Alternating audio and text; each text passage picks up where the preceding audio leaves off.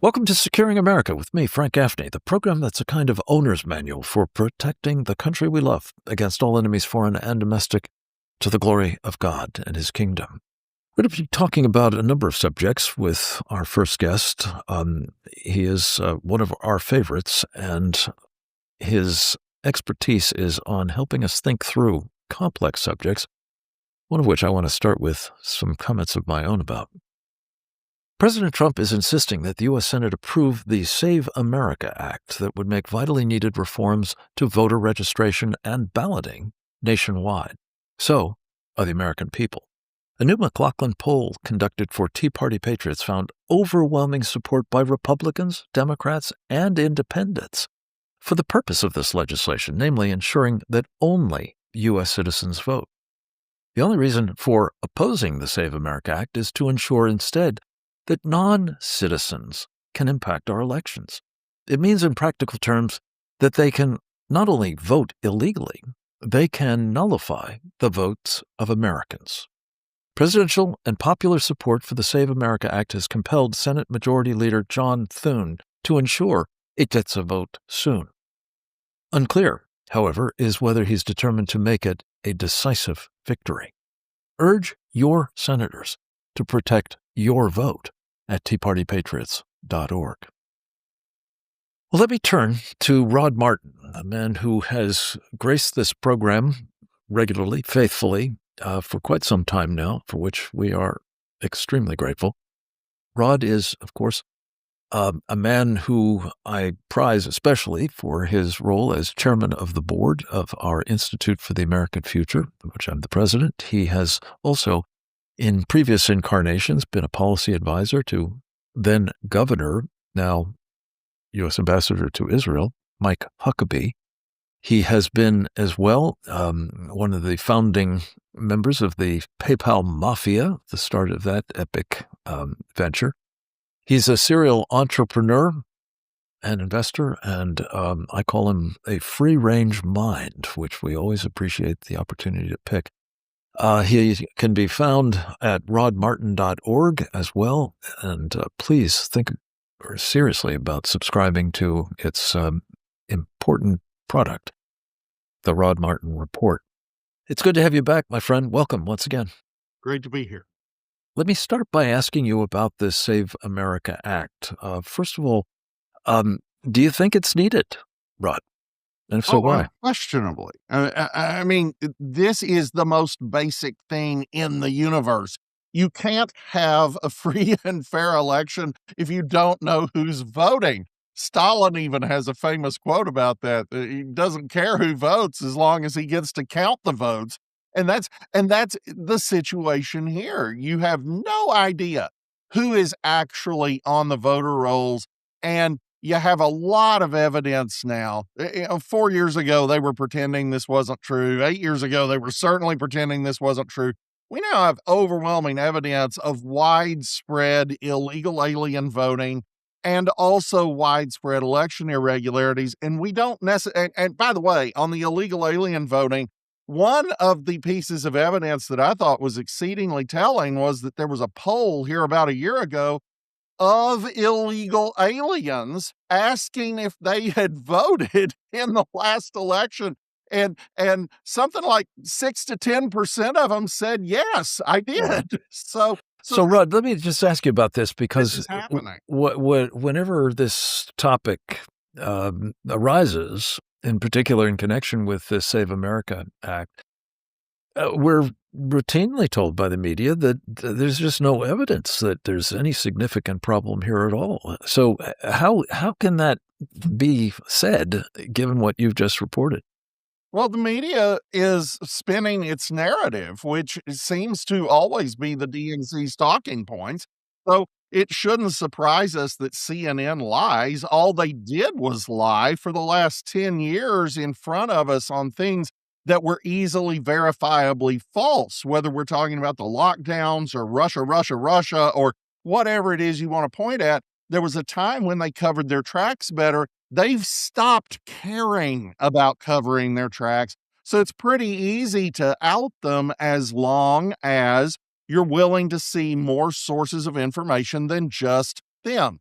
And I encourage your viewers, of course, I have no doubt that they all already do this, but you should just absorb as much information as you can from as many viewpoints as possible, because it's up to you to decide what's right. It's not up to some talking head on MSDNC. And we have to get better about that as a country, as well as actual experts. So there's a real problem. The solution to that real problem, according to President Donald J. Trump, is pretty elementary. You do verify whether somebody has the right to vote by establishing that they are citizens. They're properly registered, of course, as well. And then there's some other reforms, Rod, that also go back to some of the problems of late, notably mail-in ballots. Sort of walk us through the voter IDs and all the rest of it that are apparently so controversial for at least Democrats in the Senate. Well, first and foremost, voter ID is just basic. There's hardly a country on planet Earth that doesn't require a voter ID, but it gets worse than that. I have to have an ID to buy cough syrup. I have to have an ID sometimes to go to a theater because for whatever reason, they're needing to have some heightened security. We had a bomb threat over here at the mall the other day. There are all kinds of situations Americans routinely have to show ID for. And guess what? Everyone has one. I can top that. In states like my native Florida, we are actually giving you a government-issued voter ID if you ask for it and can't afford it. This is a no-brainer. But Rod, let me just clarify. One of the issues, though, that has arisen here is that it's not just a voter ID, it's not just a government-issued ID, it's that you have to have proof of citizenship. And we're told that that's a surpassingly hard problem for a vast number of Americans. Your thoughts? Well, it isn't. I mean, first of all, most Real ID compliant IDs already do that. There are some states where that isn't true because it wasn't explicitly mandated in the law. And the truth is that should be fixed, but because it would make everything easier for everybody. But the Save America Act explicitly... Well, they'd still have to come up with proof of citizenship. Alternate means to demonstrate that you actually are a citizen, in addition to merely providing a birth certificate that may have gotten lost or burned up in a house fire or whatever. And so this has all been accounted for. This is just propaganda. And the truth is, you've got to have ID because you've got to know who's voting. If non-citizens can vote, then everybody from everywhere is going to come influence our elections. It's a no-brainer, and it is illegal, and it isn't permitted, and yet it is clearly happening. Yeah, it has indeed happened, as you say. And so, Rod, when we're told that voters will be able to effect this kind of documentation fairly straightforwardly, that objection goes over the side, clearly. So what is left in terms of the opposition to this, specifically, for example, on the mail-in balloting proposition? Well, mail-in ballots are a particular problem, but we have to distinguish them from absentee ballots. Historically, an absentee ballot has always been something that you had to submit an application for. You had to give an excuse that was valid under the law. I'm going to be away on election day unpreventably. I'm serving in the military, something valid. And you already had to be a registered voter. Now, states like California are just mailing ballots to everybody at every address. And that sounds crazy on its face, but it gets crazier when you see how many cases there are where they're mailing ballots to people who no longer live at those addresses because the states don't have good records. And that doesn't mean the ballots don't get voted. There's no way for the state to know who voted the ballot. Hold the thought. We'll be right back with more with Rod Martin.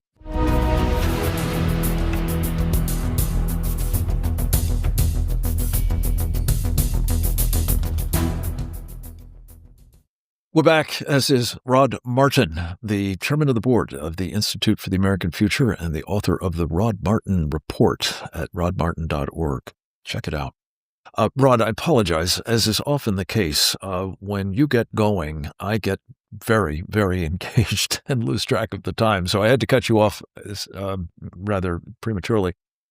But you were talking about this issue of mail-in ballots going to just everybody, and it clearly lending itself to what even Jimmy Carter warned about, this kind of practice, which is that it would be highly susceptible, to say the least, to fraud.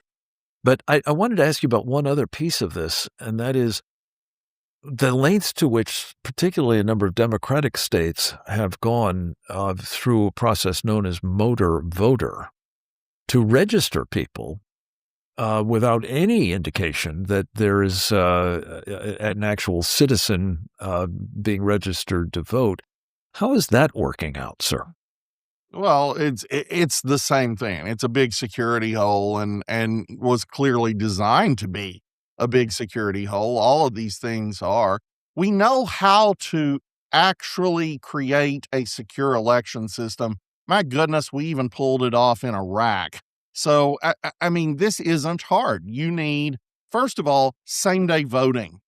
Early voting is a train wreck. And if you have same-day voting, declare a national holiday so everybody's off work. They go and they vote at the same time, and we can corral where these votes came from, and we can monitor them because we've got election observers in place, which is much more difficult when you spread it out over time. You need them to vote on paper ballots. I'm telling you, as a tech guy, there is no election machine that can't be hacked, period. And in fact, it used to be quite prominent on YouTube for there to be videos of very young children hacking voting machines. And the Democrats used to promote this because, of course, they were saying that Donald Trump was going to steal elections.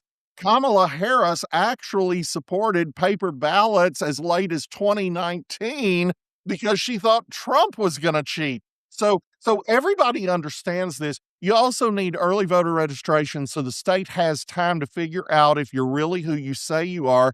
If you have an absentee ballot, you've got to have some kind of application requirement to be able to determine if this really is the person they say they are when they vote absentee. And honestly, if it were up to me, on that single election day, we'd ink your thumb, just like we did in Iraq. It makes it nearly impossible for people to vote more than once, and we are catching people voting more than once. So you do a handful of things, and you can have a completely secure election with this caveat. Of course, you can cheat within those parameters. The thing is, all of the ways you can cheat within those parameters are extremely well known, have existed for centuries, and you can train non-expert volunteers to catch them. And everything that we have done now has made it impossible for anybody but a forensic expert to ever catch any fraud at all. That's what they've done.